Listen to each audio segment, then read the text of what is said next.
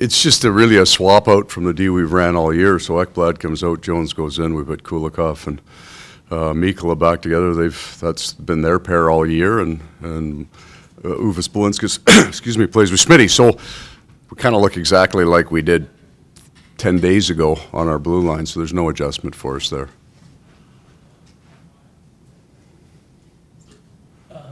What's Brad Marchand's status? How far away is he? I don't think anything's necessarily changed in the original diagnosis. He was week to week. We're hopeful to get him back toward the end of the regular season. That was the hope. I think that was kind of the idea. Wanted to get on the ice and move some pucks around just to see where he was at. So that was a positive. They stayed through it. I mean, that's an 11-minute morning skate, so it wouldn't be too heavy. I don't think that necessarily puts him ahead of his injury rehab, but it puts him back on the ice, which is the positive part for legs and conditioning and all those other things. So he's going to be able to do some things on the ice, fortunately. But I don't know that changes kind of how long this is going to take to heal. Good to have him around teammates and things at this point? Yeah. Trying to get acclimated? Really want those guys in and around as much as possible. He's actually got some teammates on our group, right?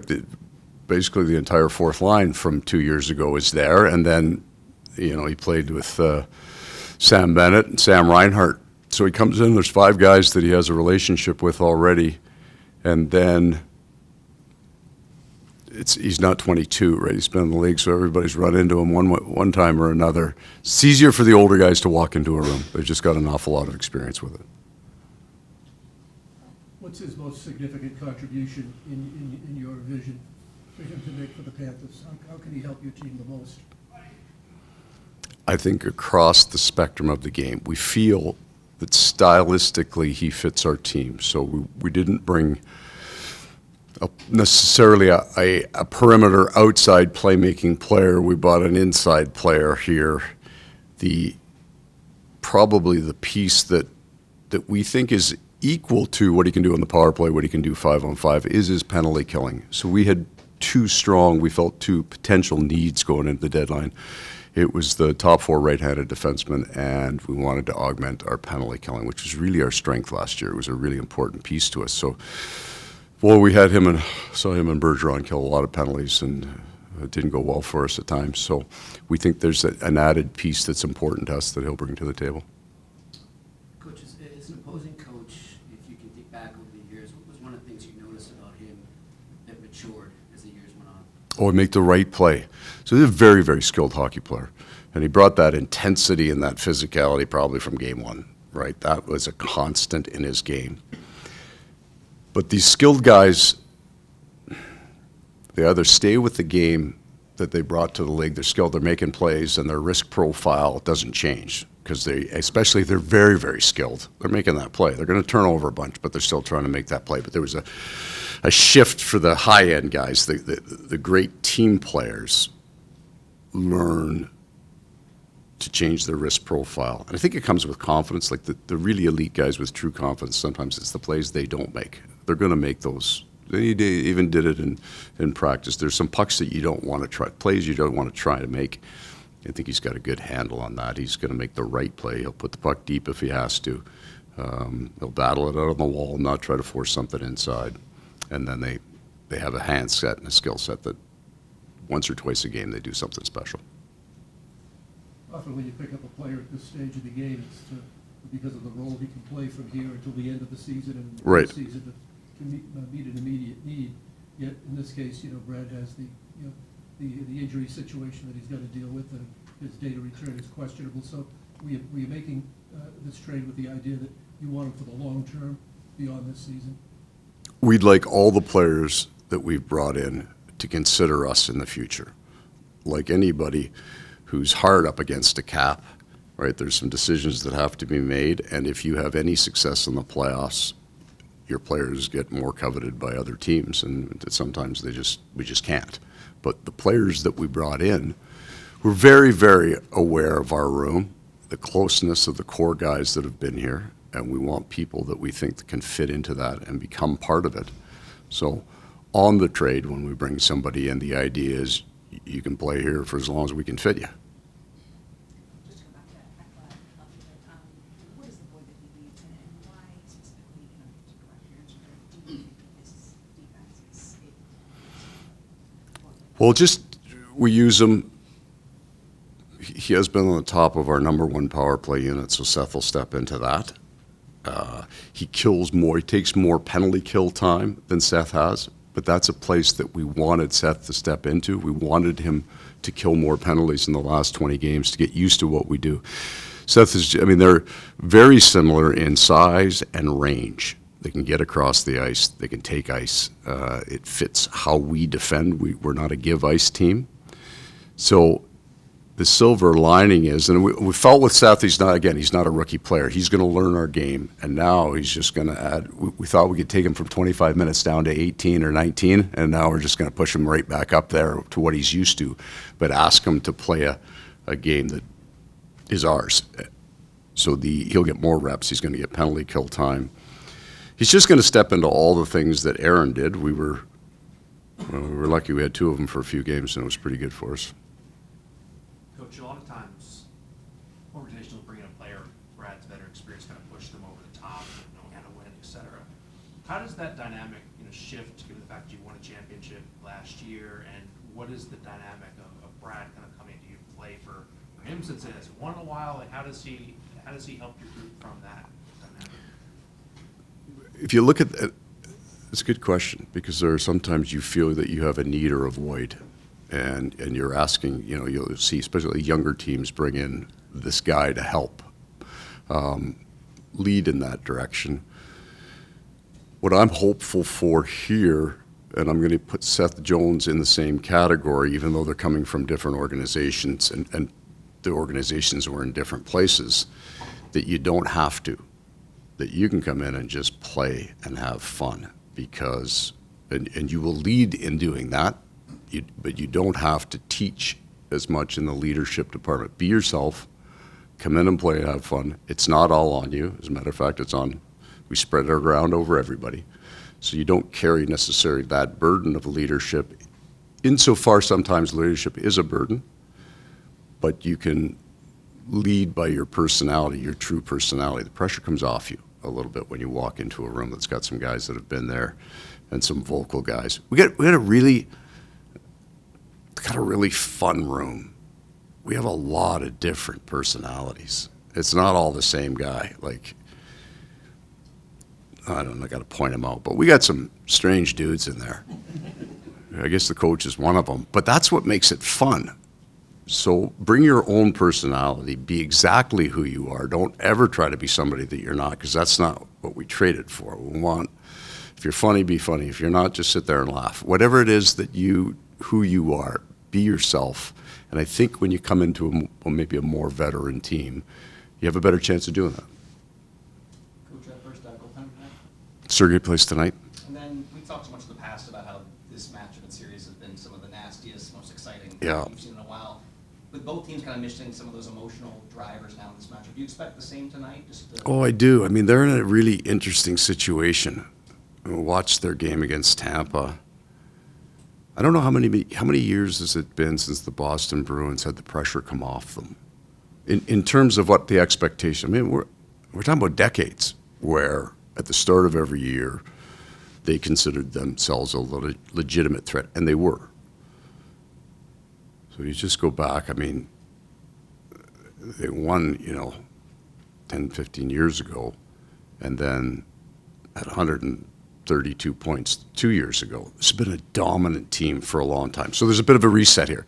But now you get a bunch of guys, and I never like to say, well, these guys are playing for jobs, but there's opportunities now that haven't been here for a while. I think you're going to find them to be a very structured, very hard team. The players that will come in will have adhered to structure. That's how they get into the NHL. So I think they're going to be as difficult to beat tonight as they've been. And I'm telling you that's the truth. That's the way I look at the way they played their last game. Their structure was real good. Their risk profile had changed, and it makes sense that they would just naturally change. So it'll be a good one tonight. I do think it's going to be physical. I do think it's going to be very fast and more maybe of a straight line game than as many regroups in the neutral zone, pucks being brought back, inside plays that they were very dynamic with their four-man rush in the past. In order to pull that off, you've got to be able to make a certain number of fairly risky plays at the offensive line, but they were good at it. So it was part of their game, and you understand it was not a casualness. They got four in that rush, and they made plays. I think you'll see more net traffic, more straight line hockey tonight, which will make for a more physical game. Paul, a two-part question on Marchand, and you've answered some of this to a certain. So just, you know, I met this guy about 3 days ago, so I don't have, I mean, I've seen him a lot, but I don't have that great an insight. Yeah. But on the first part here, just on usage, here he was 5-on-5, usually first unit power play, first unit PK. I would imagine, given the strength of your team, that doesn't have to be the case for him. It doesn't have to be, it could be. The challenge, so what we'll want to do is get our game as dialed as we possibly can right now, so that when you're making a change, you can make one. We're not going to jam them into a situation that's going well. So if the number one unit's running, the number one unit's going to stay the way it is. And I guess like most teams, if you're in the offensive zone, your number one unit stays over a minute, but we'll change on a minute 10 if there's a whistle or something. So there's going to be a pretty good second unit go out. He will kill penalties. Where he sits in the lineup will be, I've got like kind of three pairs I'm pretty married to in the top three lines. And then we move those other players around. Historically, we move them around. And that will be kind of how this thing happens. He'll come in somewhere, and then the normal course of events will take place, and I'll just move those three guys around, and then we'll decide whether we like it. And on the personality side, maybe you don't know him well enough after 3 days. He is a particular personality, Yeah. a professional personality. So was there anything about what you knew of him that you said, yeah, we could use? Yes. So there was that. Everybody does all the research in the world and gets it, but when there's a consistency that comes back, and then the two guys that played with them at Team Canada who hadn't played with them before come back and just said all energy, all positive, and all the time. So we lost some guys, and some of the names you wouldn't know, but we lost some chirpers and talkers in our room. Brandon Montour never shuts up. Blomberg, you would know just by following the league. But Josh Mahura was a big part of that. Nick Cousins was a big part of that. So we were getting a little quieter here, which was fine. We've operated well, but it's fun bringing a guy in that's involved in everything all the time, right? Brings the energy level up. We're going to go to Katie Ingleson, and then our last question, and then Heiko, and then our last question. Thank you. What pleases you most, how everyone has bought into this defense-first mentality, especially at this point of the season? Yeah, it wouldn't be a new idea. We just, because of, we had a really tough December and January, and middling results. Even November, coming back from Finland, we lost 6 to 7 in that stretch, and we did. Our team was different, so we had to make some changes in how we played, and through the month of January, I've really liked our game since the Montreal loss at home. But we went win-loss almost the entire month. So it didn't take traction in terms of the win-loss. So what I like the most is in that month when we were winning and losing, our game was pretty good. And we didn't break away from what we were trying to do. Coach, another addition is Nico Sturm. What have you seen from him so far, and what kind of role do you envision for him? The fun guys, when you bring a player in or you get to training camp, sometimes it takes you a long time to understand the player, what he's good at. Like you're trying to figure out what's the connection between player and coach. And I think that connection is you have to agree on what the player's great at. Because if you don't, you'll never, as the coach, put him into the position that he thinks he should be in. But after we got off the bench after the first period last game and say, okay, we agree on what he's great at. He is very focused, very serious, very committed, very fit man. We needed a face-off man on the penalty kill and somebody who had experience on the penalty kill. And then we needed a guy that we thought we could, I don't want to say speed up, but he could fit into our style of game and it would make him faster.